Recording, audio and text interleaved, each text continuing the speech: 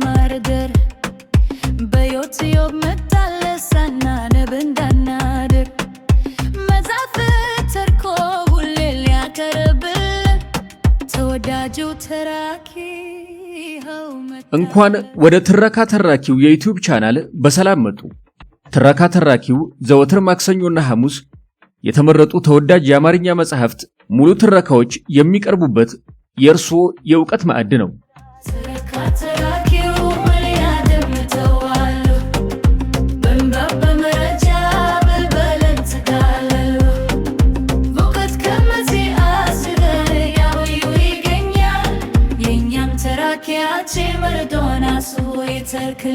በዛሬው የትረካ ሰዓታችን በዶክተር ሜክሎስ ነጅሌ ተጽፎ በሽፈራው መንገሻ ተተርጉሞ በ1981 ዓመተ ምህረት ለህትመት የበቃውን የኦሽዊትዝ ምስጢር የተሰኘውን ተወዳጅ የእውነተኛ ታሪክ መጽሐፍ ሙሉ ትረካ ወደ እናንተ ለማድረስ ወደድን።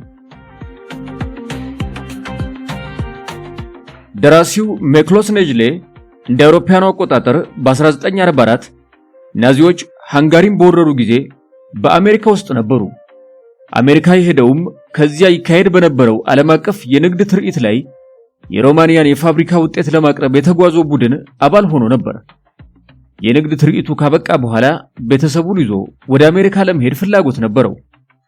ግን ከዚያው ያለ ጦርነቱ ተቀሰቀሰ። ቤተሰቡን በማሰብ ከተመለሰም በኋላ በጦርነቱ ምክንያት ከሀገር ሊወጣ አልቻለም። እዚያው ያለ በናዚ ወታደሮች ከነቤተሰቡ ታድኖ ወደ ኦሽዊትዝ ተጋዘ። መላው የአይሁድ ሕዝብ ማለት ይቻላል ወደ ኦሽዊትዝ ተላከ። አይሁዳዊና የሕክምና ዶክተር የነበሩት እስረኛው ዶክተር ሜክሎስ ነጅሌ ከሞት የተረፉት ለበለጠ አስከፊ ጣፈንታ ነበር። የሞት መልአክ ተብሎ በሚጠራው በታዋቂው ዶክተር ጆሴፍ ሜንጌሌ ቁጥጥር ስር በጓደኞቻቸው እስረኞች ላይ ሳይንሳዊ ምርምር እንዲያካሂዱ ተደረገ። ነጅሌ የሜንጌሌ የግል የምርምር ፓቶሎጂስት በመሆን ተሾሙ። በዚያው አቅም በክሪማታሪየም ሬሳ ማቃጠያ ውስጥ ብቻ ለሚሰሩትና ከአራት ወራት በኋላ ለሚገደሉት ሶንደር ኮማንዶ ለተባሉት አይሁዳውያን እስረኞች እንደ ሐኪም ያገለግሉ ነበር።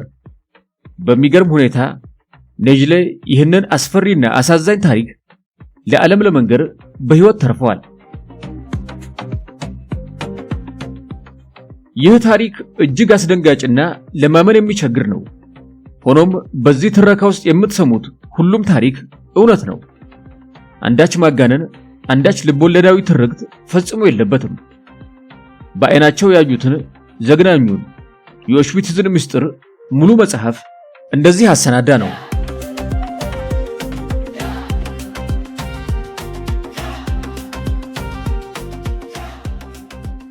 እስከ ትረካው ማብቂያ ድረስ አብራችሁን ቆዩ። ትረካውን ማድመጥ ሲጀምሩ ቪዲዮ ላይክ ማድረግዎን አይርሱ። ቻናላችንን ሰብስክራይብ ካላደረጉ ሰብስክራይብ በማድረግ የቻናላችን ቤተሰብ ይሁኑ።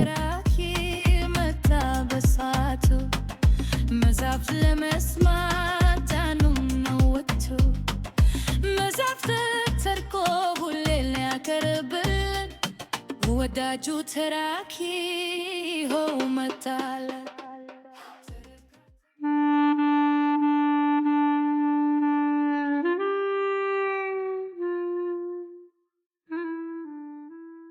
ክፍል 2 ከሃንጋሪ የመጡት ባቡሮች ገብተው ያራገፉ ናቸው።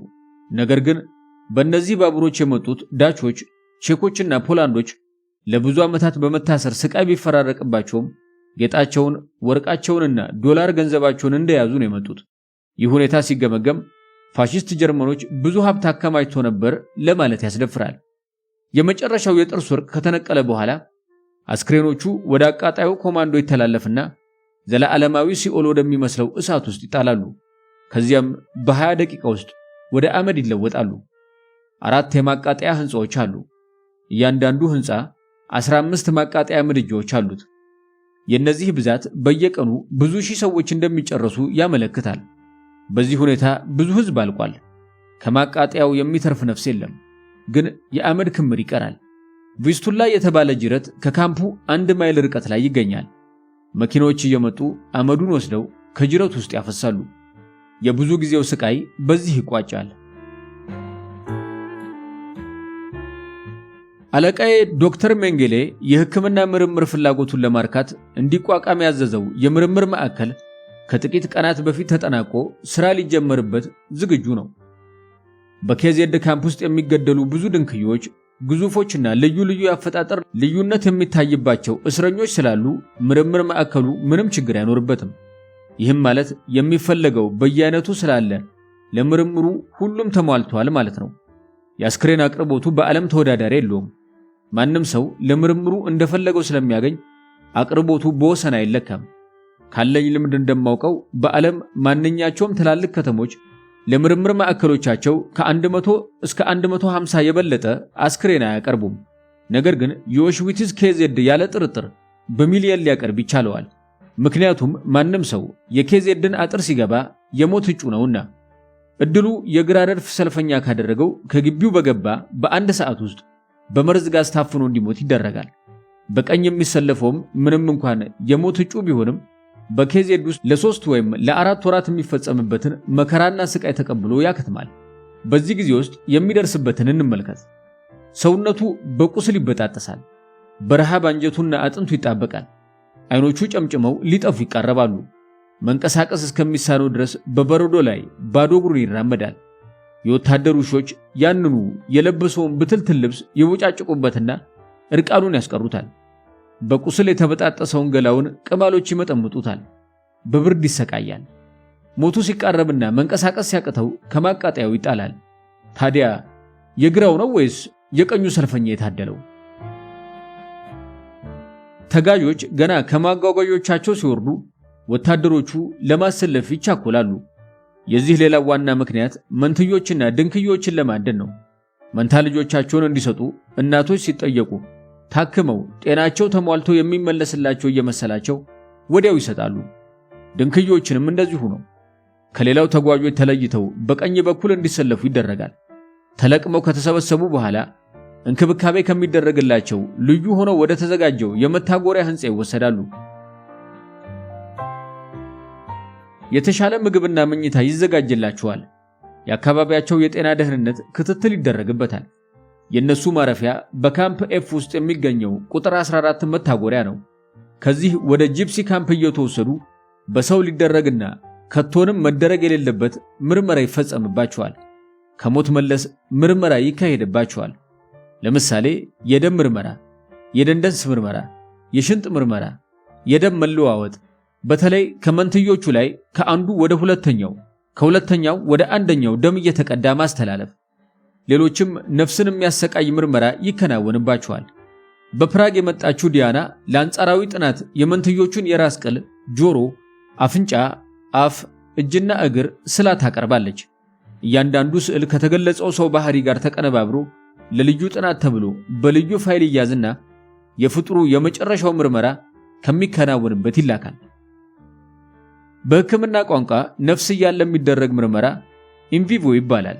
ይህ አይነቱ ምርመራ በተለይ በመንትዮች ላይ የሚደረግ እንደሆነ በጣም አድካሚ ነው። ይህ ብቻ ሳይሆን ምርምሩ የተሟላ አይሆንም። የሚገኘውም ውጤት ከፊል ነው። ስለዚህ በሕይወት ከሚገኙ መንትዮች ላይ መካሄድ ያለበት ምርምር በተወሰነ የአካል ክፍል ብቻ መሆን ይገባዋል።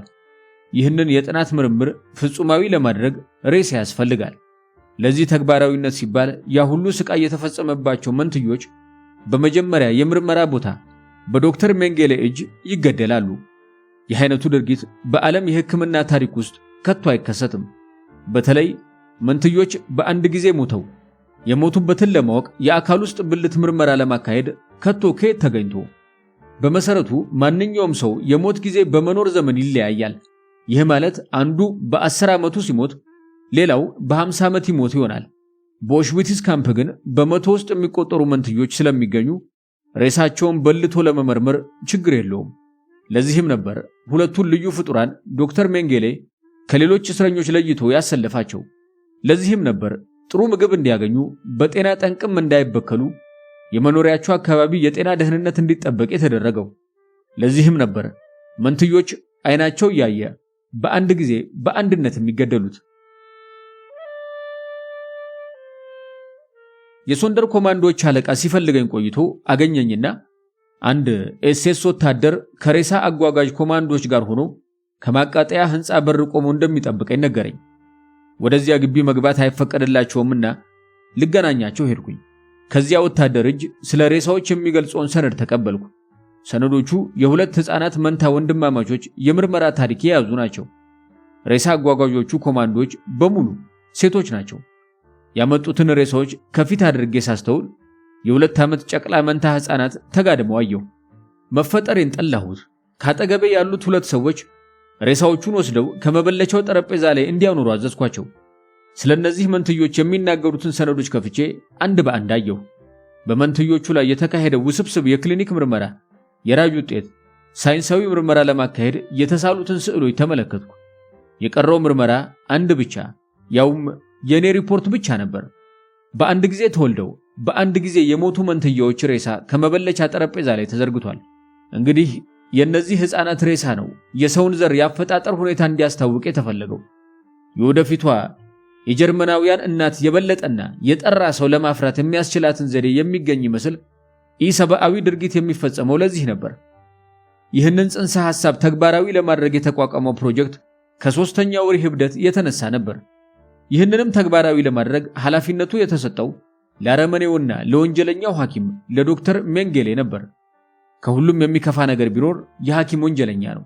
በተለይም በስልጣን ትዕቢት የተወጠረና ዙሪያውን በመሳሪያ የታጀበ እንደ ዶክተር ሜንጌሌ ያለውን አይነት መብት ማስጨበጥ ለከፋ ጥፋት ይዳርጋል። ዶክተር ሜንጌሌ ለዘር ጽንሰ ሐሳብ ሬሺያል ሲዌሪ በተሰኘ ፈሊጥ በሚሊዮን የሚቆጠሩትን ንጹሃን ለሞት ዳርጓል።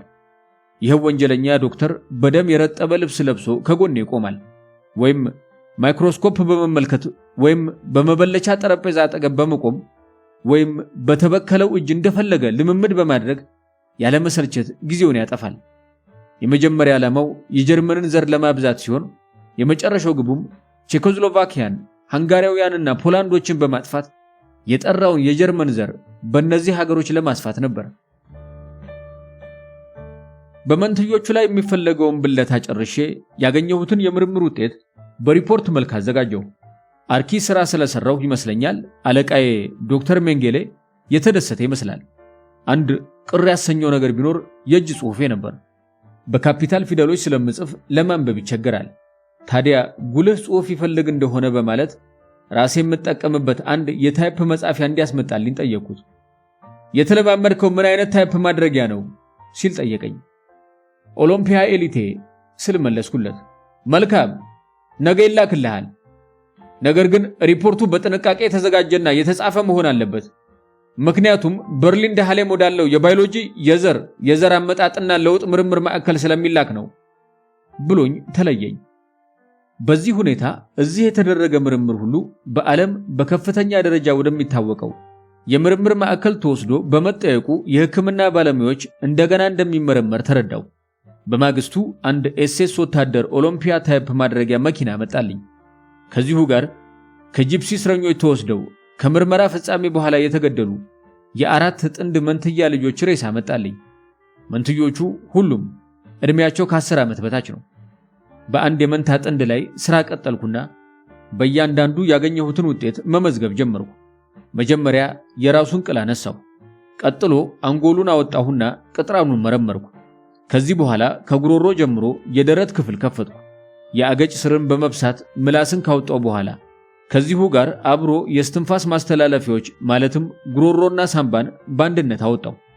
ለምርመራ እንዲያመቸኝ ሁሉንም ደህና አድርጌ አጠብኳቸው። ምክንያቱም የሚታየው ማንኛውም ትንሽ ነገር ዋጋ ያለው ውጤት ያስገኛል ነው። ቀጥሎ ደረትና ሆድን ከሚለየው ስፍራ ጀምሮ ከቀኝ ወደ ግራ ሰንጥቄ ከፈትኩና ልቡን አወጣው። ደህና አድርጌ እያገላበጥኩ አስተዋልኩ።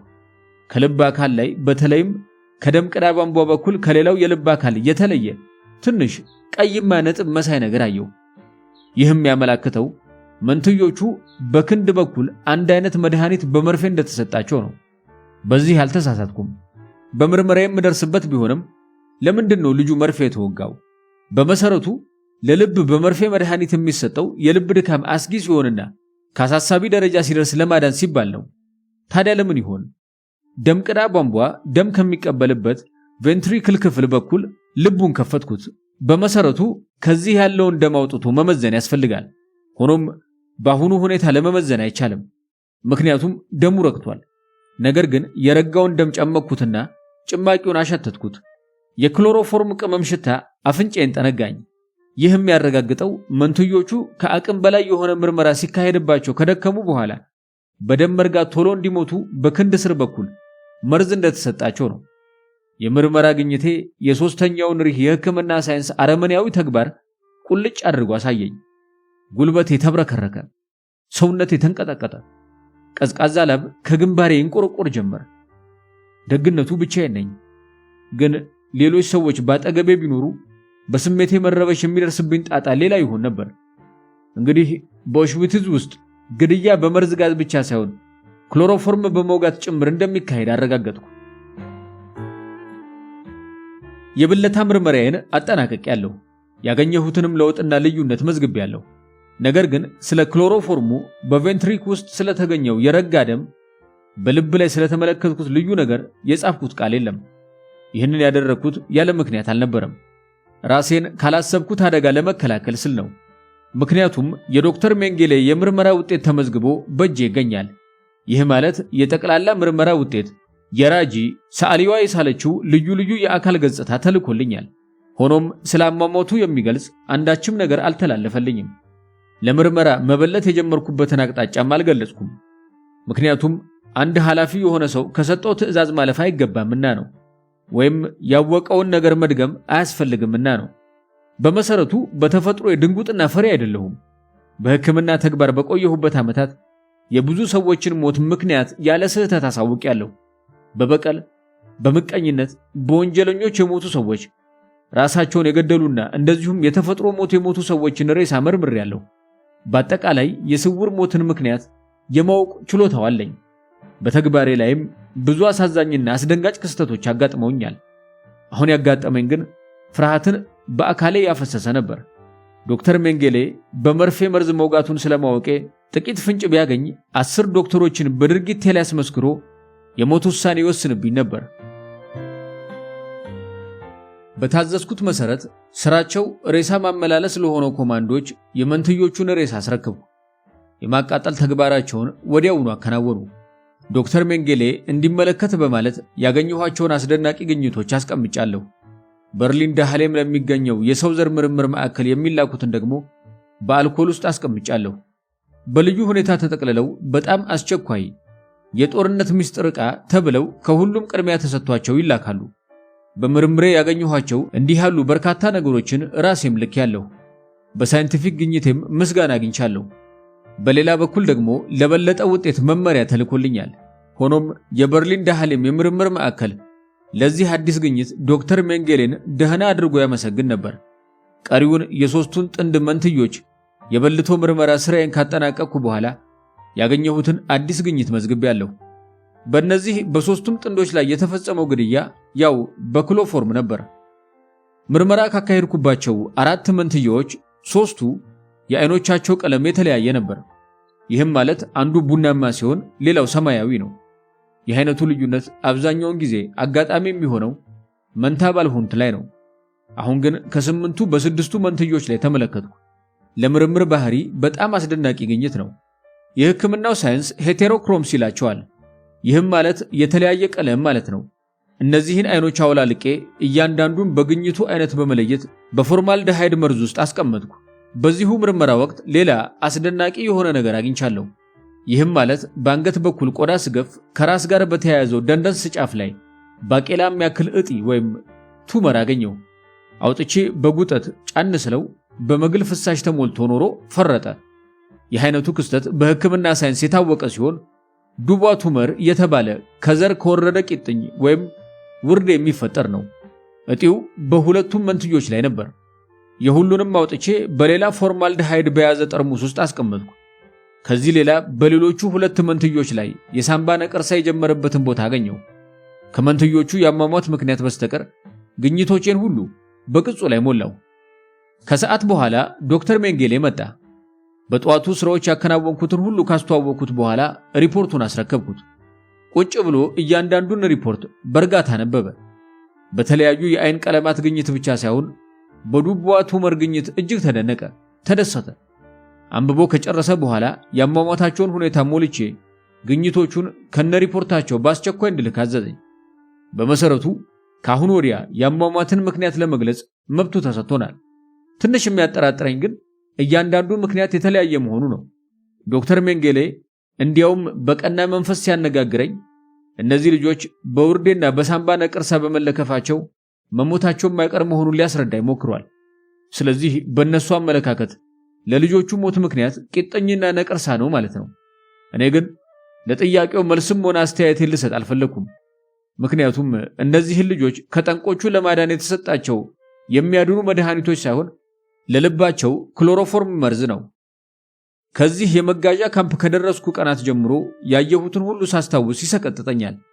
በእርግጥ የራሴ የፍጻሜ ቀን እስከተቋጨ ድረስ ብዙ አያለሁ። በመሰረቱ እዚህ ከደረስኩበት ቀን ጀምሮ ከሙታን ሕያዋን አንዱ እንደሆን ካውቃለሁ። ይህንን ሁሉ የተሰወረ ምስጢር አውቄ እንደማልለቀቅም ተገንዝቤያለሁ። ለመሆኑ ዶክተር ሜንግሌ ወይስ የበርሊን ዳህሌም የምርምር ማዕከል ነው በሕይወት ከዚህ የሚያወጣኝ? ጊዜው እየመሸ ነው። ዶክተር ሜንግሌም ስለሄደልኝ ብቻዬን ነኝ። የደቂቃ ረፍት እንደማገኝ ተስፋ በማድረግ የመበለቻ ዕቃዎችን ሁሉ አጣጥቤ በየቦታው ካስቀመጥኩ በኋላ ወደ አንድ የሥራ ክፍል ሄጄ ሲጋራዬን አቀጣጥዬ ቁጭ አልኩኝ። ገና ከመቀመጤ አንድ ወገቤ እስኪሰበር ድረስ ያንቀጠቀጠኝ የሚያሳዝን የጩኸት ድምፅ ሰማሁ። ወዲያውኑ የወደቀ ነገር ዱብ ሲል ሰማሁ። የሚቀጥለውን ለመስማት ጆሮዬን የበለጠ አነቀው። በዚያው ጊዜ ውስጥ ሌላ ተመሳሳይ ድምፅ ሰማሁ። በዚህ አይነት 70 ጊዜ ጩኸትና 70 ጊዜ የመውደቅ ድምፅ ከቆጠርኩ በኋላ ሁሉ ነገር ጸጥ አለ። ይህ ሁሉ ትራጀዲ የተሞላበት ሰቆቃ ይፈጸም የነበረው እኔ ካለሁበት ቀጥሎ ካለው ክፍል ውስጥ ነው። ክፍሉ ብርሃን የለውም። የመስኮቶቹ መስታወቶች ብርሃን የሚያደበዝዙ በመሆናቸው ከውጪ ሆኖ ወደ ውስጥ ለማየት አያስችሉም። የክፍሉ ወለል በሲሚንቶ ሊሾ የተለበጠ ነው። ለውስጥ ምርመራ የሚላኩልኝን ሬሳዎች የማቆይበትና ከምርመራው በኋላ ደግሞ ለቃጠሎ እስኪወሰድ የማከማችበት ስፍራ ነው። ጩኸቱን ከሰማው በኋላ አንድ ለሚጠበቅብኝ ልዩ ሥራ ራሴን አዘጋጀሁና ወደዚያ ክፍል ሄድኩኝ። ከክፍሉ የውጭ መግቢያ በር ላይ አሮጌና የተቀደዱ የሴት ልብሶች፣ አሮጌ ጫማዎች፣ መነጽሮች፣ በአጠቃላይ በኬዜድ ውስጥ የሚገኙት ሴት እስረኞች ቁሳቁስ ተከምሯል። ውስጥ እንደገባሁ በአፋጣኝ ዙሪያዬን ቃኘሁ። ብርክ የሚያስመታ ነገር አየሁ። በወለሉ ላይ ራቁታቸውን የሆኑ ተኮማትረውና ተዘርግተው በራሳቸው ደምና ከጎናቸው ከወደቀው ሬሳ ደም ተጨማልቀው የወደቁ የ70 ሴቶች ሬሳ አየሁ። አይኖቼ ከብርሃን አልባ ቦታ ጋር የተለማመዱ እንደመሆናቸው ድንጋጤና ፍርሃት አልተሰማኝም። ከሬሳዎቹ መካከል ጥቂቶች ገና ነፍሳቸው ስላልተለያቸው ሲፈራገጡ፣ ሲወራጩና አንዳንዱም ቀና ለማለት አንገቱን ሲያነሳ አየሁ። ከነዚሁ መካከል 3 ያህሉን ቀና አድርጌ አስተዋልኳቸው። በኬዜድ እስር ቤት ውስጥ ግዞተኛን በመርዝ ጋዝና በክሎፎርም ከመግደል ሌላ በጥይት የሚገደል መሆኑን አወቅሁ። ግዞተኞቹ የተገደሉት በማጅራታቸው በኩል በጥይት ተመተው ነው። ከቁስሎቹ እንደተረዳሁት ሴቶቹ የተመቱት በ6 ሚሜ ጥይት ነው። ጥይቶቹ በዝተው አልወጡም። ይህ የሆነው ጥይቱ እርሳስ በመሆኑ ነው። የዚህ አይነቱ ጥይት አንጎል ውስጥ ሲገባ ይቀራል እንጂ አይወጣም። ይህንን በማስታወሻ ከከተብኩ በኋላ በዝምታ ተዋጥኩኝ። እንዳላብድ ሰጋሁ። ወደ ውጪ ወጣ አልኩና አንዱን የሶንደር ኮማንዶ አባል የተጨረሱት ሴቶች ከየት እንደመጡ ጠየቅኩት። ከካምፑ ከሲ መታጎሪያ ነው የመጡት። በየቀኑ 70 የሚሆኑትን መኪና አምጥቶ ካራገፈ በኋላ በማጅራታቸው በኩል በጥይት ይደበደባሉ አለኝ። ከመሰቅጠጥ የተነሳ አንገቴ ተጨራመተብኝ። አፌ ተከፈተ። ዙሪያዬን ተገላመጥኩና በቀጭሯ መንገድ ወደ ማቃጤዎቹ ተራመድኩ። ከዚያ ስደርስ የሶንደር ኮማንዶዎች መሰብሰቢያ ደግሞ ሌላ ትርኢት ሆነብኝ። ከትላንቱ ምሽት ጀምሮ የዘቦች ለውጥ አልተደረገም። ቁጥር 1 ማቃጠያውም በዛው ዕለት ገታ ብሏል። ነገር ግን ቁጥር 2፣ 3 እና 4 እንደ ወትሯቸው እቶን እሳትና ጥቀርሻ የመሰለ ጥቅጥቅ ጢስ ይተፋሉ። ቀኑ ስላልመሸ የራት ጊዜ ገና ነው። ሶንደር ኮማንዶዎች ኳስ ይዘው መጡ። ቡድኑ በመስኩ ላይ ተሰለፈ። ለካስ ኤስኤስ ወታደሮችና ሶንደር ኮማንዶዎች ሊጋጠሙ ነው። ጨዋታው ቀጠለ። የተመልካቹ ጩኸትና ማበረታታት ልክ በአንድ ሰላም በሰፈነበት ከተማ እንደሚካሄድ አይነት ሆኖ በማየቴ ተደነኩኝ። ያን የዋሃንን የበለጠ የሚያደነዝዝ ጨዋታ በአእምሮዬ መዝግቤ ጨዋታው ሳያልቅ ወደ ክፍሌ ተመለስኩ። ራቴን ከበላው በኋላ 2 ባለ 10 ሴንቲግራም የእንቅልፍ ማስመጫ ኪኒኖች ውጭ የተኛው። እንዲህ ባለ ጊዜና አእምሮን የሚያውክ ነገር ሲያጋጥም የእንቅልፍ ማምጫ ኪኒኖች በጣም ጠቃሚ ናቸው። አሁንም በጣም ያስፈልገኝ ስለነበር የተጎሳቆሉ ነርቮቼ ሁሉ ተዘረጋግተው አደሩልኝ። በማግስቱ በጣም ከብዶኝ ነቃሁ። ከሚቀጥለው መታጠቢያ ክፍል ገባሁና ከቪስቱላ ጅረት የተሳበውን ውሃ ለ30 ደቂቃ ተነከርኩበት። የውሃው በረዷማ ቅዝቃዜ አይጣል ያሰኛል። ግን ችዬ መነከሬ ለነርቮቼ መፍታታት ከኪኒኖቹ የተነሳ የተሰማኝን ሰመመንና የከባድ ጭንቀት ስሜት ተላቀቁ። በዚህ በኩል ፋሺስቶቹ ጥሩ ጥንቃቄ አድርገውልናል። 10 ሰው በአንድ ጊዜ ለመታጠብ የሚያስችል አሸንዳ ሰርተዋል። ይህ ለሌሎቹ ሳይሆን ሬሳ ሲያመላልሱና ሲያገላብጡ ለሚውሉ ሶንደር ኮማንዶች ብቻ ነው። በቀን 2 ጊዜ መታጠብ በሕግ የተጠበቀ ነው። ይህን እኛም ወደነዋል። በአንድ ሶንደር ኮማንዶ የመጣልኝን የመድኃኒት መያዣ ሻንጣ ከፍቼ አየሁ። ብዙ የመድኃኒት አይነትና እንዲሁም የሐኪም መሳሪያዎች በውስጡ ታጭቀዋል። ለካስ አንድ የሕክምና ሙያ ባልደረባዬ ወደ መቃጠያው ከመግባቱ በፊት ከልብስ ማውለቂያው ክፍል የተወው ነው። በውስጡ አንድ ማዳመጫ፣ የደም ግፊት መለኪያ፣ ጥሩ የመርፌ መውጊያ ስሪንጆችና ሌሎች ጠቃሚ መሳሪያዎች፣ ክኒኖችና ለድንገተኛ ሁኔታ የሚያገለግሉ ብዙ መድኃኒት የያዙ አምፖሎች አገኘው። 4ቱን የመታጎሪያ ህንፃዎች ስጎበኝ ለመገልገያ በማግኘቴ በመጠኑ ደስ አለኝ። ጉብኝቱን እኔው ካለሁበት ህንፃ ከኤስኤስ መኖሪያ ጀመርኩ። ምክንያቱም በየቀኑ ህመምተኛ አይጠፋምና ነው። በመሰረቱ በመታጎሪያዎቹ በአድካሚ ሥራና ከመንፈስ ጭንቀት የተነሳ መጠነኛ ህመም የማይታመም የለም። አንዳንድ ጊዜም ጽኑ ህመም የሚታመሙ አሉ። ታዲያ ለመንከባከብ ችግር የለብንም፣ ምክንያቱም የመድኃኒት ክምችት በክምር አለንና ነው። በመርዝ ጋዝ ከመግደያው ህንፃ ከመግባቱ በፊት ካለው የልብስ ማውለቂያ ውስጥ አንድ ልዩ የኮማንዶ ቡድን ተመድቧል። የቡድኑ ሥራ የተጋዦች ልብሶችና ጫማዎች ከተወገዱ በኋላ የሚቀሩትን ሻንጣዎች ብቻ መመርመር ነው። በየሻንጣዎቹ የሚገኙት መድኃኒቶች ተሰብስበው ወደ እኔ ይላካሉ። እኔ ደግሞ በአይነታቸው ለይቼ አስቀምጣቸዋለሁ። ሥራው እስከዚህም ቀላል አይደለም። ምክንያቱም ወደ ኦሽዊትዝ የሚጋዘው ሁሉ ከመላው አውሮፓ የተለቀመ ስለሆነ መድኃኒቱም እንደዚሁ እንደተሰራበት ሀገር ይለያያል። ከሚቀርቡልኝ የመድኃኒት አይነቶች ሁሉ የጭንቀት ማስታገሻ ሴዳቲቭ መድኃኒቶች ይበዛሉ። ኤስኤሶች ላይ የሚታየው ጉዳት የቆዳ ጭረትና ቁስል የመሳሰሉት ናቸው። አልፎ አልፎ ግን የውስጥ አካል ህመም ይደርስባቸዋል እንጂ አለበለዚያ ጤናማ ናቸው። የሚለብሱትና የሚተኙበት ንጹህ፣ ምግባቸው ጥሩ ነው። የተመረጡትም በልጅግርነታቸው በጡንቻ ማንነታቸውና ቁመናቸው ታይቶ ስለሆነ እምብዛም በጤና ጠንቅ አይጠቁም። ሆኖም በአካል ጤናማ ይምሰሉ እንጂ አእምሯቸው ምንጊዜም ጤናማ አይደለም።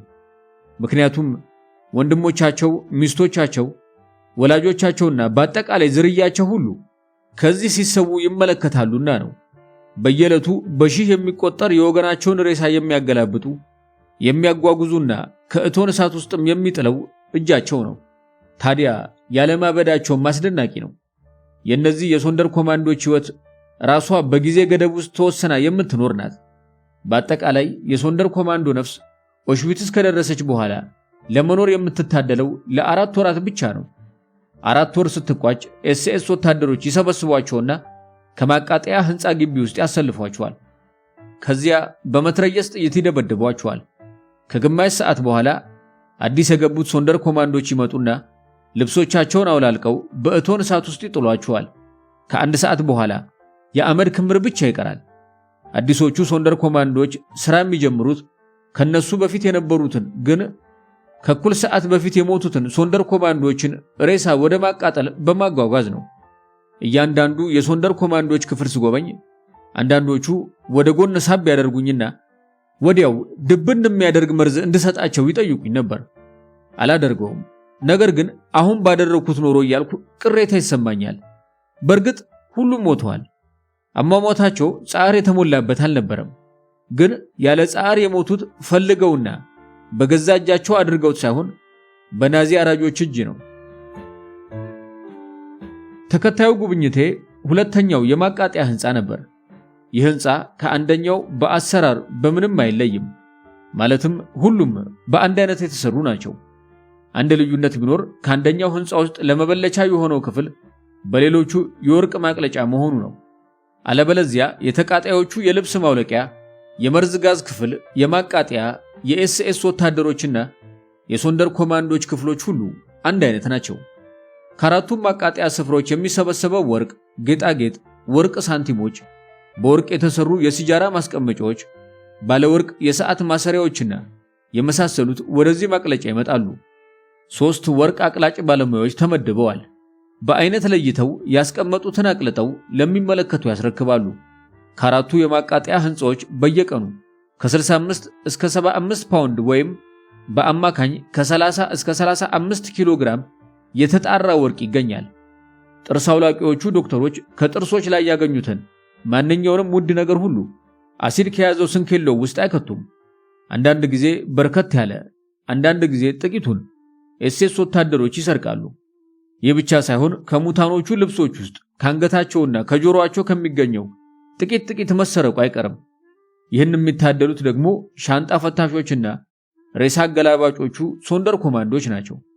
ይህን የሶስተኛ ሪህ ሀብት ለመቆጣጠር አይናቸውን አፍጥጠው የሚጠብቁት ኤስኤስ ወታደሮች ስለማይለዩ ስርቆቱ እጅግ በጣም አደገኛ ነው። ታዲያ ምንም ቢሆን ከወርቁም ሆነ ከጌጣጌጡ መሰረቁ አይቀርም። ሶንደር ኮማንዶቹ ወርቁንና ጌጣጌጡን ለምን እንደሚሰርቁ ምክንያቱ አልገባኝም ነበር። እግረ መንገዴንም ምን ይጠቅማቸዋል፣ ለየትኛው ስርሜ ነው የሚሰበስቡት ስል ራሴን በሐሳብ አስጨንቀው ነበር። በመሰረቱ ባይጠቀሙበትም ማንም ከሚወስደው እነዚህ ሶንደር ኮማንዶች ቢወስዱት ይሻል ነበር ከሚል እምነት ደርሻለሁ። ምክንያቱም ከሆነ ያልቀረ የወገኖቻቸው ሀብት መውረስ ያለባቸው እነሱ መሆን ይገባቸዋልና ነው። ሶንደር ኮማንዶቹ ብትኑን ወርቅ ያስቀልጣሉ።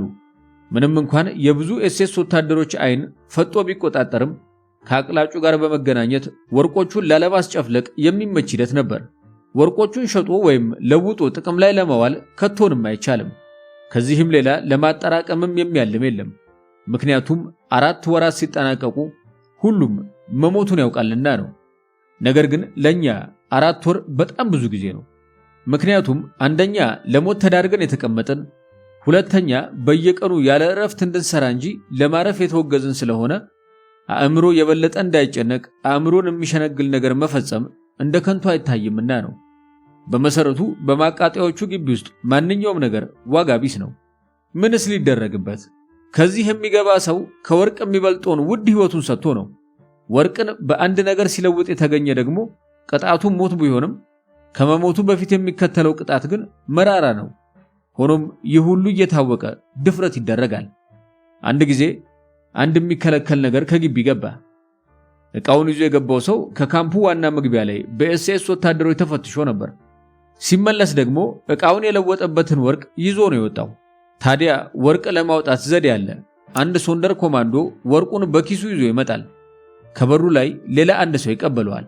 ይህ ሰው ደግሞ የዚያን አካባቢ የዕለት ተረኛ ኤስኤስ ዘበኛ ቀረብ ብሎ ካንሾካሾኮለት በኋላ ኤስኤስ ዘቡ እየተዝናና ዝግ ባለ እርምጃ በማያስነቃ ያጠባበቅ ስነ ስርዓት ሰውየውን እስከ በር ይሸኘዋል። ከአጥሩ ውጪ በተለይ ከባቡር ሐዲድ ማቋረጫዎቹ አካባቢ ላይ የሚሰሩ ከ20 እስከ 25 ፖላንዶች አሉ።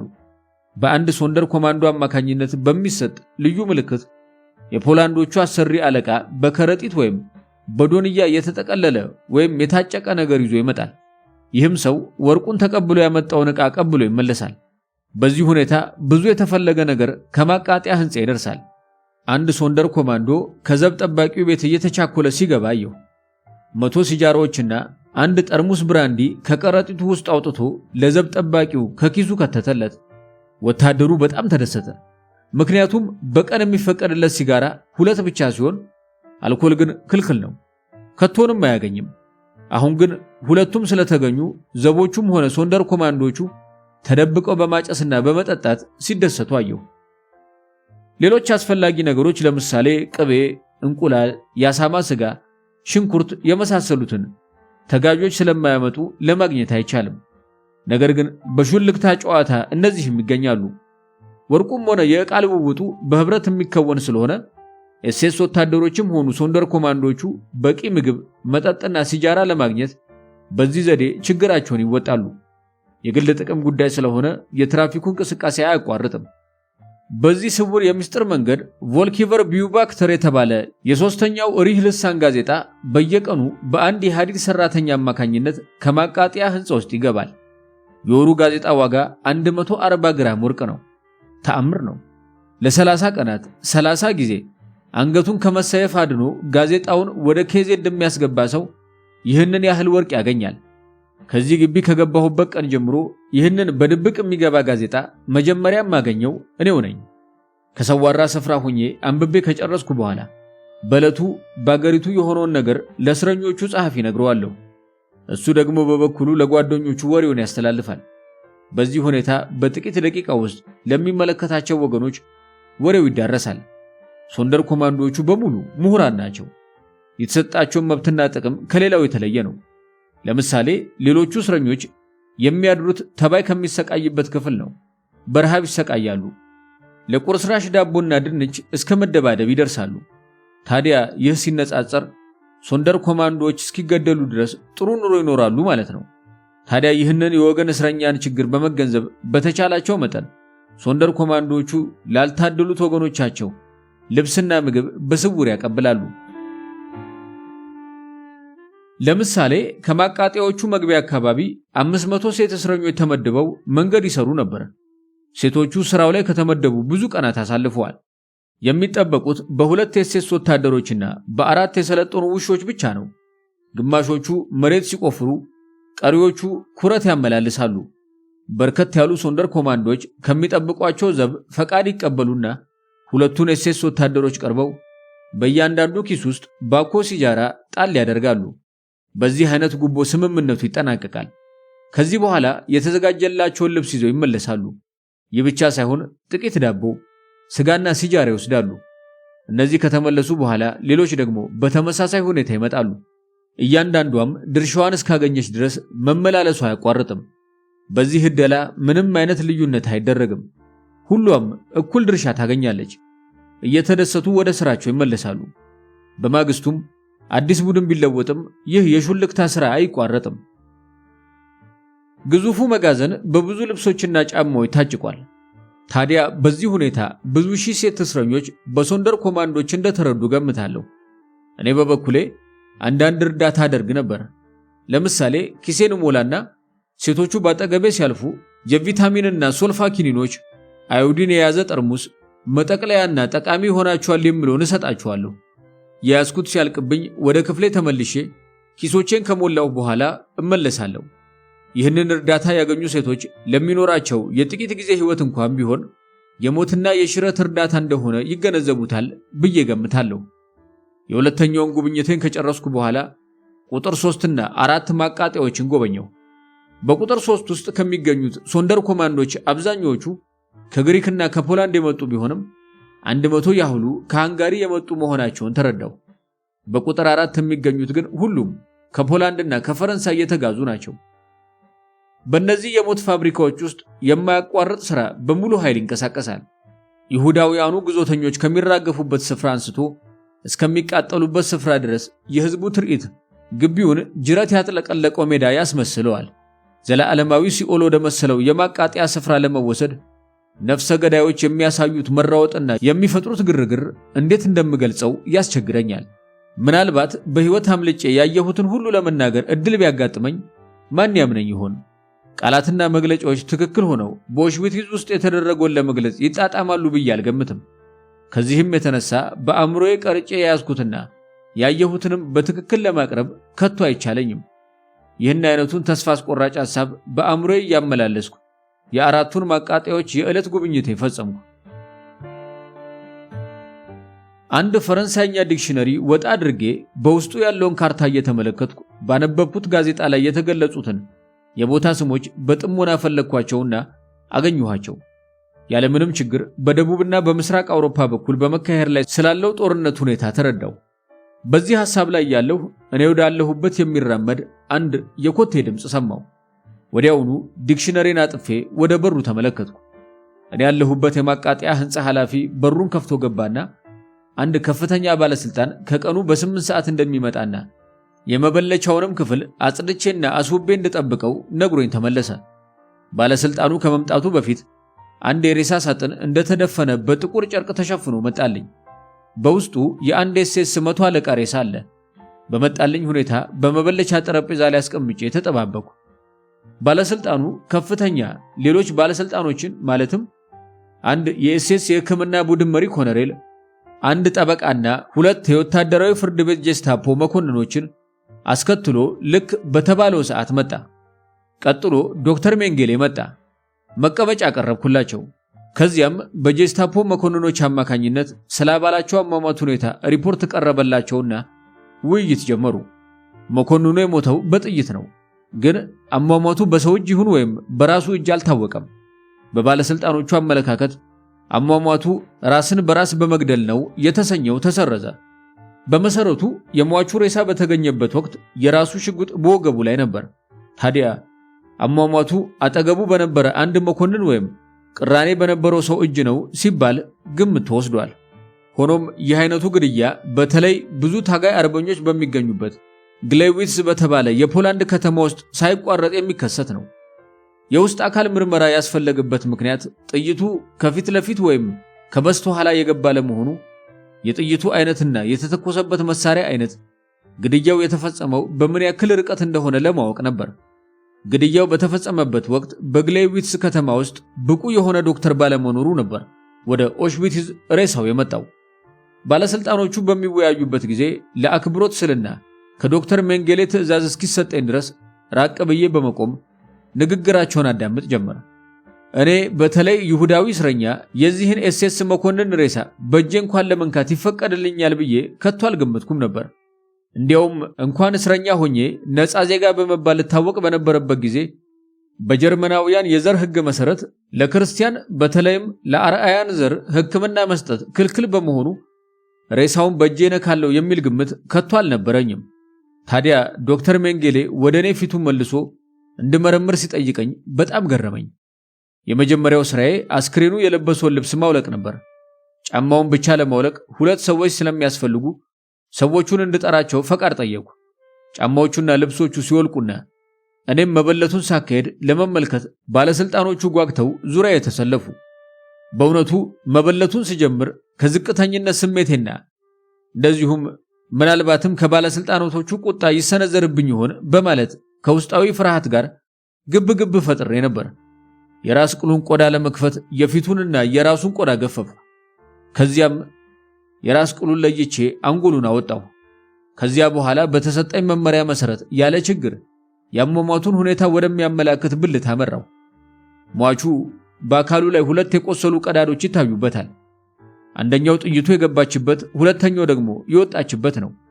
በመሰረቱ ጥይቷ የገባችበት ቀዳዳ የሚጠብ ሲሆን የምትወጣበት ደግሞ ይሰፋል።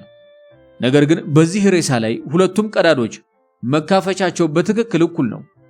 ከቀዳዶቹ አንደኛው የሚታየው ከግራው ጡቱ ስር ሲሆን ሁለተኛው ደግሞ ልክ ከበስተጀርባው ከብራካው ጫፍ ላይ ነው።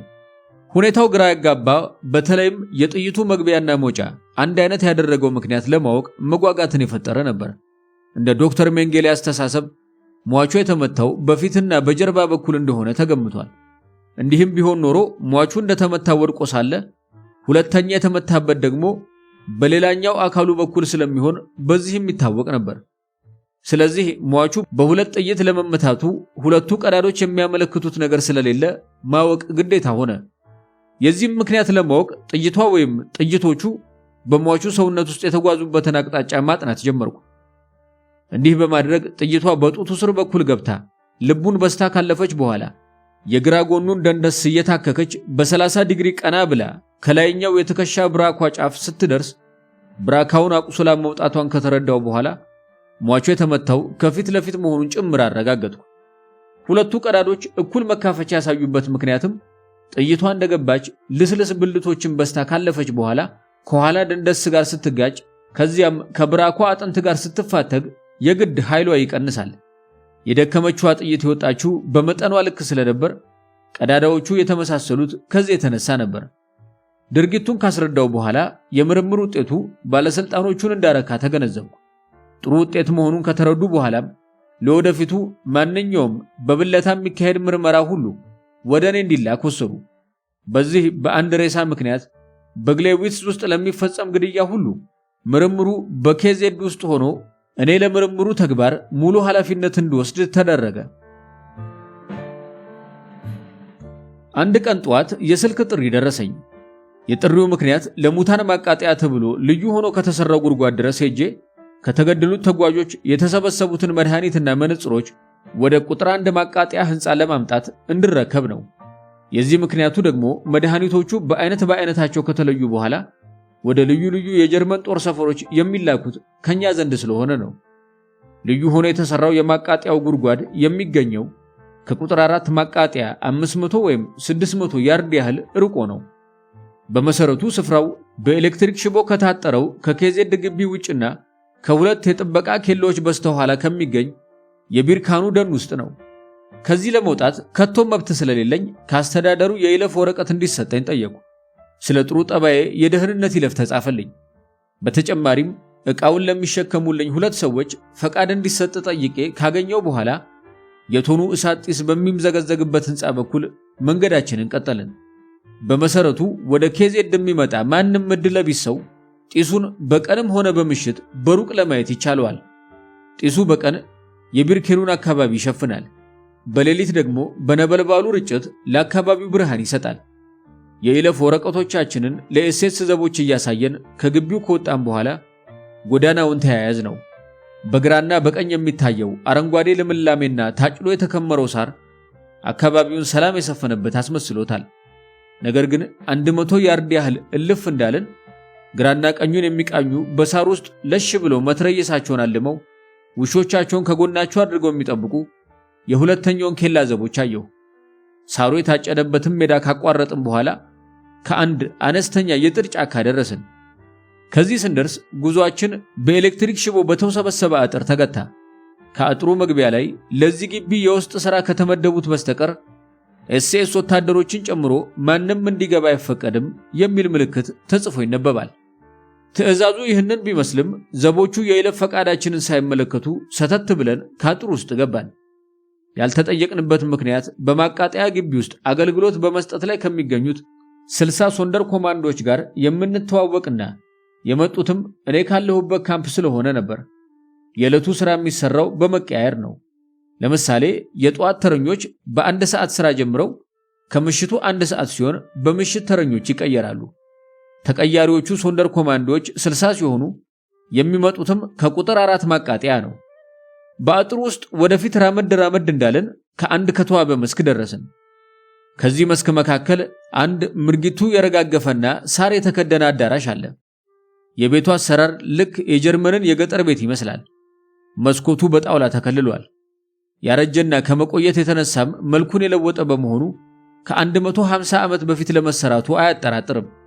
ፋሺስቱ መንግስት ህዝቡን አንስቶ መላውን የቢርኬኑን አካባቢ ከኤሽዊትስ ጋር ለማገናኘት ሲል ቤቶቹን ባፈራረሰበት ወቅት የቀረው ይኸው አንድ ሰቀላ ቤት ብቻ ነበር። ይህ ቤት ለምን አገልግሎት ይውላል? ለመኖሪያ ነው?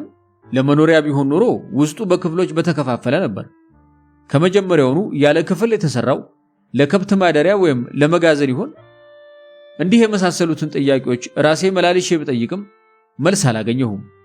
ያም ሆነ ይህ በአሁኑ ጊዜ ቤቱ የሚያገለግለው ተጋዦች ልብስና ጫማ የሚያወልቁበትና ዕቃዎቻቸውን ትተው በጉድጓድ ውስጥ ወደሚንቀለቀለው እቶን እሳት የሚተላለፉበት በር በመሆን ነው። ይህ ቦታ በየዕለቱ ወደ 4ቱ ማቃጠያዎች በሚወስዱት መካከል ቀሪ ተጓዦች የሚቃጠሉበት ነው። ይህም ማለት ከ4ቱ ማቃጠያዎች ኮታ የሚተርፉ ይሁዳውያን ወደዚህ መጥተው እንዲቃጠሉ ይደረጋል።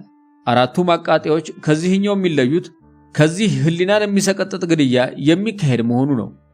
ግዞተኞች ከዚህ ሲደርሱ ለብዙ ቀናት ሲያሰቃያቸው የነበረውን የውሃ ጥም የሚያረኩበት የቧንቧ ውሃ የለም።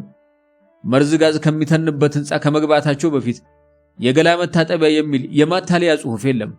የሚታየው ሳር የተከደነ መስኮቹን በጣውላ የተደፈኑና በአንድ ጊዜ ቢጫ ቀለም ተቀብቶ የነበረ አሮጌ የገጠር ቤት ነው። ከቤቱ በስተግራ በኩል የተጠበሰ ስጋና የተቃጠለ ፀጉር ጢስ ሽታ እያምዘገዘገ ወደ ህዋ የሚተፉ ግዙፍ የጢስ አምድ ይታያል። በመስኩ ውስጥ ደግሞ ዙሪያቸውን በኤስኤስ ወታደሮችና በሰለጠኑ ውሾች ሞታቸውን የሚጠባበቁ 5000 ነፍሶች ይገኛሉ። ከነዚህ መካከል በአንድ ጊዜ ብዛታቸው 300 እና 400 የሚሆኑ በተራ እየተነዱ ከልብስ ማውለቂያው እንዲገቡ ይደረጋል። ልብሳቸውን ካወለቁ በኋላ በድብደባና በግርፋት የቁም ስቅል መከራ እንዲቀበሉ ይደረጋል። ከድብደባና ከግርፋቱ የተነሳ ልብሳቸውንና ጫማቸውን መነጽራቸውንና በአጠቃላይ የያዙትን በትነው በተከፈተው በር በኩል እንዲወጡና ለሚቀጥሉት ቤቱን እንዲለቁ ይደረጋል። ከቤቱ እንደወጡ በአካባቢያቸው ጩኸትና እሪታ የፈጠረውን ምክንያት እንኳን ዘወር ብለው ለመመልከት አይቻላቸውም። ወዲያውኑ ለእያንዳንዱ የተመደበው ሶንደር ኮማንዶ እጃቸውን ይዞ እንደ አጥር ሰገጥ ይዘው በተሰለፉ ኤስኤስ ወታደሮች መካከል ይዘዋቸው ጫካ ውስጥ ከተደበቀው የማቃጠያ ጉድጓድ ይወስዷቸዋል። የማቃጠያው ጉድጓድ ቁመት 50 ያርድ፣ ስፋቱ 6 ያርድ፣ ጥልቀቱ 3 ያርድ ሲሆን በአጠቃላይ ከዚያው ተገሎ ከዚያው የተቃጠለ አካል ብስባሽ መቅበሪያ ነው። ተጋዦቹን ለመግደል በየ5 ያርድ ርቀት በጉድጓድ ዙሪያ ኤስኤስ ወታደሮች ቆመው ይጠባበቃሉ። እያንዳንዱ ኤስኤስ ወታደር በእጁ 6 ሚሜ ካሊበር ጠመንጃ ይዞ ይቆማል። ከማቃጠያው ጉድጓድ ከ15 እስከ 20 ያርድ ርቀት ጀምሮ እያንዳንዱን ሟች 2 ሶንደር ኮማንዶዎች ክንድና ክንዱን ይዘው ለኤስኤስ ወታደሮች ያቀርባሉ። የጥይቱ ተኩስ ከእሩምታውና ከጩኸቱ የተነሳ ሲተኩስ አይሰማም። ወዲያውኑ እያንዳንዱ ጉዞተኛ በጥይት እየተመታ ነፍሱ ሳትወጣ እቶኑ እሳት ውስጥ ይጣላል። ከዚህ ማቃጠያ ሌላ ደግሞ በ50 ያርድ ርቀት ተመሳሳይ ተግባር የሚከናወንበት ሌላ ጉድጓድ አለ። የዚህ ቄራ ኃላፊ ኦበርሻርፋረር ሞል ይባላል። በዶክተርነቴ ብቻ ሳይሆን የአይን ምስክር ሆኜ እንደማረጋግጠው ሞል የሶስተኛው ሪህ አረመኔ የሰይጣን ፍጡር መሆኑን እመሰክራለሁ። ዶክተር ሜንጌሌ እንኳን አንዳንድ ጊዜ ሰብአዊ ድርጊት ሲፈጽም ይገኛል። ለምሳሌ ሕፃን ልጅ ከእናቷ ብትለይ ይጠራትና የቀኝ ረድፍ ሰልፈኛ እንድትሆን ያዛል። በሌላ በኩል በመጀመሪያ ተኩሶ የመታው ካልሞተ በሌላው ላይ ጠመንጃ ያልማል እንጂ ያቆሰለውን ደግሞ አይመታም። ሞል ግን ለምህረት ጊዜ አያጠፋም። ሞታል ሞተ ተብሎ ለመመልከት ጊዜ የሚሰጥ ግዞተኛ ሳይሆን እንደተመታ ከእቶን እሳት እንዲጣል ያዛል። በሌላ በኩል ከልብስ ማውለቂያ እስከ እቶን እሳት ድረስ ከተሰለፈው ሶንደር ኮማንዶ መካከል አንዱ እንኳን ሰልፉን ቢያበላሽ ወይም ከኤስኤስ ወታደሮች መካከል አንዱ ተኩሶ ለመግደል ጥቂት ሰከንድ ቢያሳልፍ ወዮለት። ሞል እፍረተ ቢስ ሰው ነው። ያለማቋረጥና መሰልቸት ወደ እሳቱና ወደ ልብስ ማውለቂያው ይመላለሳል። አብዛኛው ተጓዥ እጁን ሲያይዝ ወደ ቶኑ ብቻውን ይሄዳል። በድንጋጤና በመርበትበት የሚደርስበትን ሳያውቅ ከእቶኑ ይደርሳል። ታዲያ አንዳንዶች ጠንከር ያሉ ተጋዦች ለሞት ወይም ለሽረት ከጎታቾቻቸው ጋር እንደመተናነቅ ብለው ይፈራገጣሉ። ይህንን ሞል ከተመለከተ በ40 ወይም በ50 ያርድ ርቀት ላይ ቢሆንም እስረኛውን ተኩሶ ነጥሎ ይጥለዋል። በመሰረቱ ሞል ጥሩ አልሞ ተኳሽ ነው። በሶንደር ኮማንዶዎች ሥራ ካልተደሰተ ክንዳቸውን በጥይት ይበጥሳል። የተበሳጨ እንደሆነ ምንም ማስጠንቀቂያ ሳይሰጥ መደሰቻው ወገቡ ላይ ያለው የሽጉጥ ጥይት ነው። በሁለቱ ጉድጓዶች በቀን ከ5 እስከ 6000 ተጋዥ ይነድባቸዋል። ከሌሎቹ ማቃጠያዎች በይዘት አነስተኛ ቢሆንም የሚፈጽመው ግድያ ግን በሺህ እጅ የሚሰቀጥጥ ነው። ምክንያቱም በመጀመሪያ ተጋዦቹ በማጀራታቸው በኩል በጥይት ይመታሉ። ቀጥሎ ወዲያውኑ ወደ እሳት ተጥለው በሕይወት እያሉ ይቃጠላሉ። የተላኩበትን ምክንያት ለማከናወን ሙታን የተዉትን መድኃኒቶችና መነጽሮች ሰብስቤ ለጉዞ ተነሳው።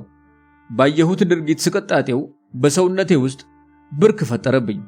እንደምንም ወደ ቁጥር 1 የማቃጠያ ቤቴ ጉዞ ጀመርኩኝ። ዶክተር ሜንጌሌ እኛ የታጎርንበት ሕንፃ የማገገሚያ ቦታ ሳይሆን ማንም ጥሩ ኑሮ የሚኖርበት ይለዋል። በእርግጥም ያንን የማቃጠያ ጉድጓድ ከተመለከትኩ በኋላ የሜንጌሌ አባባል እውነት መሆኑን አመንኩ።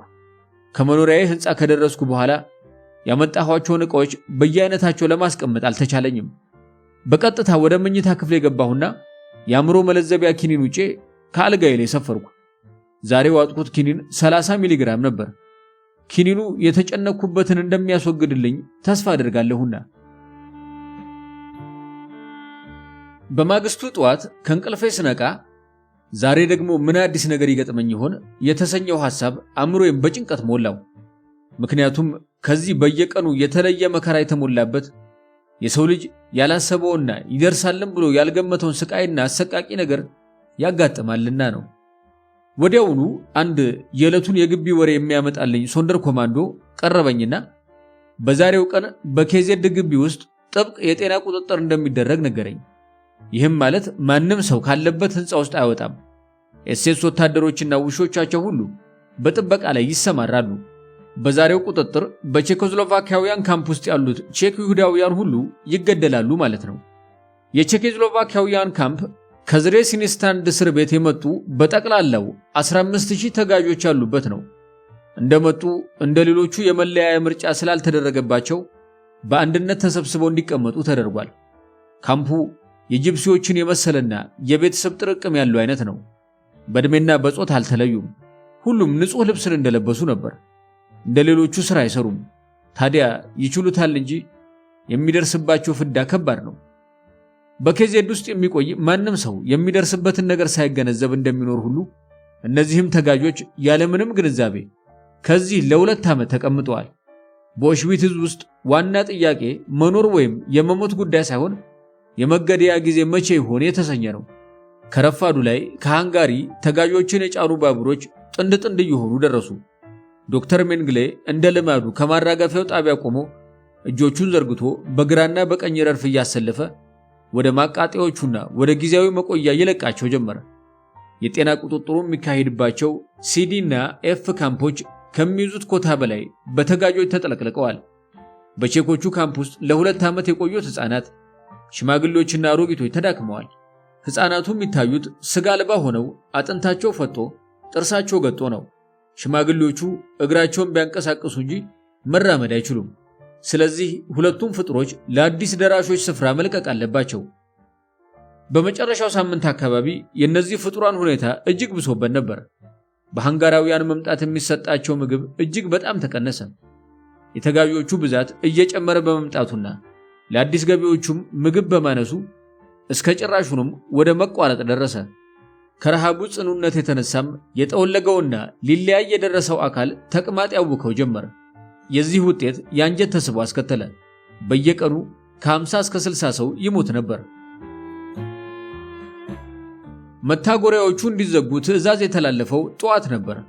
ከዚህ ጊዜ ጀምሮ በብዙ መቶ የሚቆጠር ኤስኤስ ወታደሮች የቼኮችን ሰፈር ከበው ነፍስና አጥንት የቀራቸውን እስረኞች አሰልፈዋል።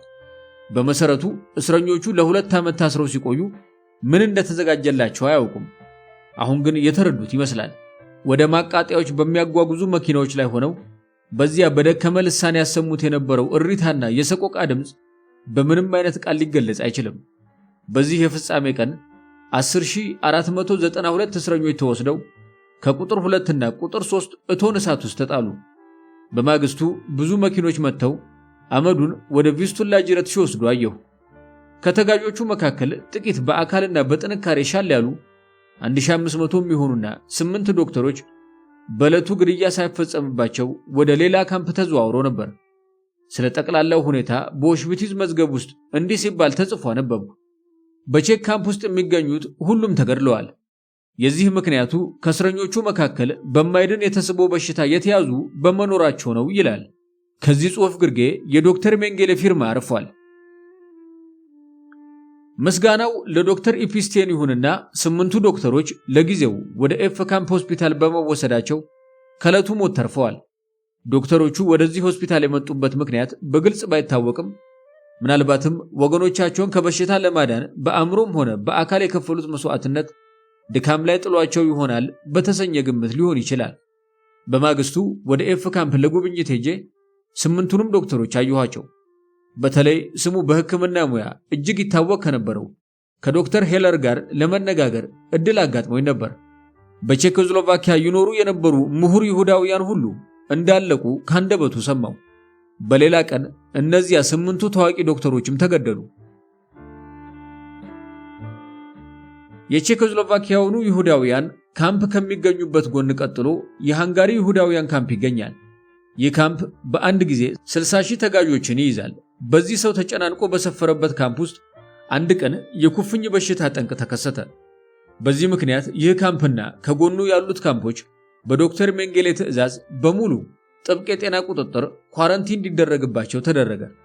ቁጥጥሩ የቆየው ለ12 ሰዓት ብቻ ነበር። ወደ ምሽቱ መቃረቢያ ላይ መኪኖች መጥተው እስረኞቹን ወደ ማቃጠያ ያጓጉዟቸው ጀመር። የዶክተር ሜንጌሌ የውሸት ጤና መቆጣጠሪያ ዘዴ ይህ ነበር። በሽታውን ለማጥፋት በተሰኘ ፈሊጥ ዶክተር ሜንጌሌ የሚወስደው እርምጃ ሁሉ ተረዳ። በመታጎሪያዎቹ ውስጥ ያሉ ዶክተሮች ሁሉ ከዚህ በኋላ ምንም አይነት የጤና ጠንቅ መነሳሳቱን ከማስተዋወቅ ለመቆጠብ ወሰኑ። ከዚህ ይልቅ በእጃቸው በሚገኝ ማንኛውም አይነት መድኃኒት ጠንቁ የተገኘበትን ሰው ከማረፊያው ዞር በማድረግ ለማዳን ጥረት ማድረግ ጀመሩ። አንድ አይነት የጤና ጠንቅ መከሰት ማለት ከዚያ መታጎሪያ ውስጥ ያለው ሕዝብ ብቻ ሳይሆን በአጎራባቹም ያለውን ማስጨረስ ማለት ስለሆነ ጠንቁ ለመታየቱ ለኤስኤስ ወታደሮች ላለመንገርም ሆነ ወደ ጊዜያዊ ሆስፒታል ላለመላክም ተስማሙ። የዶክተር ሜንጌሌ ወታደሮች ማለትም ኤስኤስ ወታደሮች ግድያውን የተጠናከረ የበሽታ መከላከያ ጦርነት ይሉታል። የጦርነቱ ድል 1 ወይም 2 መኪና ሙሉ የሙታን አመድ ያተርፋቸው ነበር። ከተስቦ በሽታ የተነሳ በካምፕ ቢ ሆስፒታል ከሞቱት የ2 ሴቶች ሬሳ እንድመረምር ዶክተር ሜንጌሌ ላከልኝ። እንደተለመደው ይደረግ የነበረውን ክትትል የሚያመላክት ፋይል አብሮ ተልኮልኛል። ምርመራ ከሚለው ርዕስ ስር የአንጀት ውስጥ በሽታ የሚልና የልብ ድካም ተብሎ ከተጻፈ በኋላ የጥያቄ ምልክት ደግሞ ከጎናቸው ተደርጓል። በመሰረቱ ማንኛውንም ነገር ሳላገናዝብ መስራትን አልተላመድኩም። ሆኖም ወሳኝ የሆነ ነገርን በፍጥነት ወስናለሁ፣ በፍጥነት እሰራለሁ። እንዲህም ቢሆን ቅሉ የማስገኛቸው ውጤቶች ሁሉም የተሟሉ ይሆናሉ ማለት አይደለም። ግን እኔ ከዚህ ጉዞተኛ የሆንኩት ይህንኑ አፋጣኝ እርምጃ ለመውሰድ ስለሆነ ልቦዝን አልችልም። የምርመራ ውጤቴን የአንጀት ውስጥ በሽታ በማለት ለዶክተር ሜንጌሌ ላለመግለጽ ወሰንኩ። ምክንያቱም አንደኛ ከተላከልኝ ፋይል እንደተረዳሁት የሙታኑ ታሪክ ብዙ ስህተትና አጠራጣሪ ሁኔታዎች አሉት።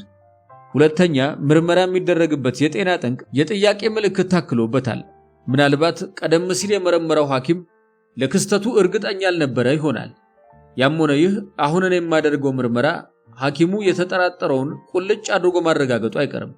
ስለዚህም ነበር 2 ሬሳዎች የተላኩልኝ። በመበለት ምርመራዬን ፈጸምኩ። የ2 ሬሳዎች ቀጭን አንጀቶች በአንጀት ተስቦ በሽታ ጠንቅ ቆስለዋል። ጣፊያቸው አብጧል። በአጠቃላይ በአንጀት ውስጥ ተስቦ ሁለቱም ተለክፈዋል። ዶክተር ሜንጌሌ እንደልማዱ በ11 ሰዓት መጣ። ውጤቱን ለመስማት ጓጉቷልና እንደመጣ የደረስኩበትን ነጥብ ጠየቀኝ። የተበለቱት ሬሳዎች በጠረጴዛ ላይ ናቸው። የሁለቱም ሬሳዎች ቀጭንና ወፍራም አንጀት እንደዚሁም ጣፊያዎቻቸውን አጥቤ ለሌላ ምርመራ በዕቃ ውስጥ አስቀምጫለሁ። የምርመራ ውጤቴን እንዲህ ስላቀረብኩ 1 የቀጭን አንጀት መቁሰል፣ ይህም 3 ሳምንት ከቆየ በኋላ ከሚከሰት የአንጀት ተስቦ ምክንያት የተከሰተ። 2 ጣፊያው ያበጠው በሌላ ምክንያት ሳይሆን ከተስቦ የተነሳ ከሚቆስል አንጀት የሚፈጠር ጠንቅ ነው። የአንጀት መቁሰል አጋጣሚ የሆነው ምናልባት የተመረዘ ስጋ ከመብላት ሊሆን ይችላል በማለት የሁለቱንም ሆድ ዕቃ እያገላበጥኩ አስረዳው። ዶክተር ሜንጌሌ ዘረኛ ሐኪም እንጂ የሕክምና ባለሙያ ባለመሆኑ እሱን ማሳመን አስቸጋሪ አይሆንም። ሆኖም ቀደም ሲል የተነገረውን የስህተት ማስረጃ ሳይቆጣው አልቀረም። መግለጫዬን ካዳመጠ በኋላ በሐሳቤ የማትስማማ ከሆነ እንዲህ ያለ ስህተት የሚፈጽሙ ዶክተሮች በኬዜድ ውስጥ ሐኪም አድርጎ ከማቆየት ይልቅ ግቢ ጠራጊ ማድረግ ይሻላል። እንደዚህ ያለ አናሳ ምርመራ የማያስፈልግ ግድያ ያስፈጽማል አለኝ። የኔ ማረጋገጫና ሌላውንም ፋይል ከተቀበለ በኋላ ለዚህ ተግባር ሴቶቹን ሐኪሞች ኃላፊ አድርግ አለኝና ወጣ። ቁጣውን ከትከሻው ተረዳው። ትክክለኛ ምርመራ ያካሄዱትን ሴት ሐኪሞችን ስህተተኛ በማድረጌ በጣም ጸጸት ተሰማኝ። ምናልባትም ከነበሩበት ተባረው ለከባድ ሥራ እንደሚዳረጉ ተሰማኝ። የዶክተር ሜንጌሌ ቁጣም ጽኑ ከሆነ ለሚዳረጉት መከራ ተጠያቂ እንደምሆን ተሰማኝ። የምርመራ ስራዬን ከኦሽዊትዝ ውጭ አድርጌ ቢሆን በእርግጥ ይህንን የመሰለ የስህተት ሪፖርት አላቀርብም። እዚህ ግን 2 እና 3 ሰዎችን ስህተተኛ አድርጌያለሁ። ነገር ግን ዶክተር ሜንጌሌ የተስቦን በሽታ ለመከላከል ምን ያህል አርኪ ምዕራፍ ተራመደ። በሌላ በኩል ምርመራዬን በትክክል ብገልጽ ኖሮ የሚወስደው አንጻራዊ እርምጃ ምን ነበር?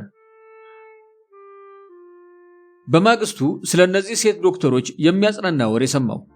ዶክተር ሜንጌሌ ሐኪሞቹን ከሥራቸው ላይ አላነቃነቃቸውም፣ ግን ለእኔ ብዙ ሬሳዎች ከፋይላቸው ጋር ይልክልኝ ጀመር። ሁልጊዜ የምርመራ ውጤት ሳይሟላ ይላክልኛል። የሚደረገው ስህተት ሁሉ በእኔ አማካኝነት እንዲገለጽለት ይፈልጋል። በመሰረቱ ዶክተር ሜንጌሌ ሰው በመምሰል የሚኖር ነፍሰ ገዳይ ዶክተር ነውና በእኔ አእምሮ ለመጠቀም ያላቋረጠ ክትትል ማድረጉን ተረድቻለሁ